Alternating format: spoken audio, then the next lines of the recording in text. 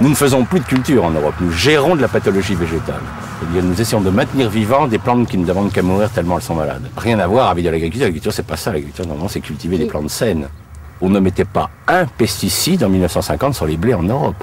Il n'y avait pas un traitement fongique qui était appliqué. Maintenant, c'est au moins 3-4.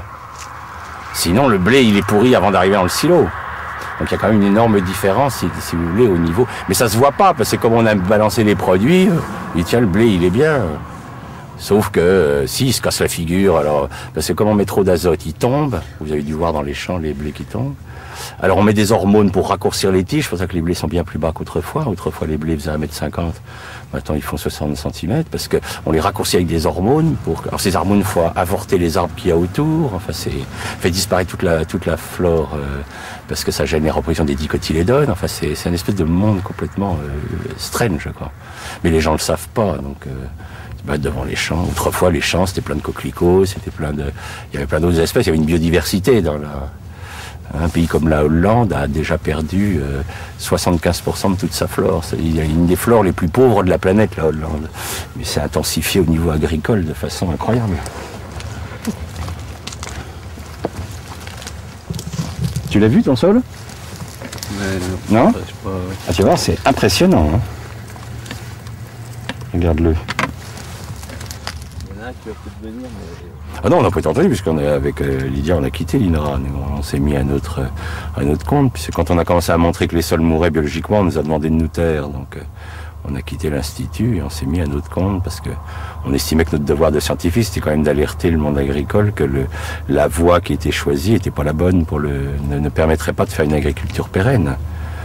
Il ne peut y avoir d'agriculture pérenne que si on est sur des sols vivants. Hein.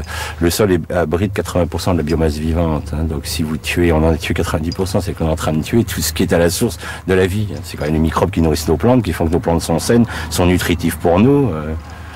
Alors que maintenant, les gens, nous sommes quand même dans la société la plus confortable de l'histoire de l'humanité et nos dépenses de sécurité sociale augmentent de 6% par an. Il y a quand même des questions à se poser, quoi. Est-ce que les gens sont si bien nourris que ça pour être aussi malades ? Alors, le problème, c'est qu'effectivement, l'argumentation, c'est oui, mais regardez, ils vivent de plus en plus longtemps. Bien sûr, les gens qui en ce moment ont 80 ans n'ont pas connu l'agriculture chimique avant l'âge de 50 ans, hein, puisque c'est apparu dans les années 70. Donc, jusqu'à 50 ans, ils ont mangé... moi, je suis encore gamin du lait de vache qui avait du goût de lait de vache.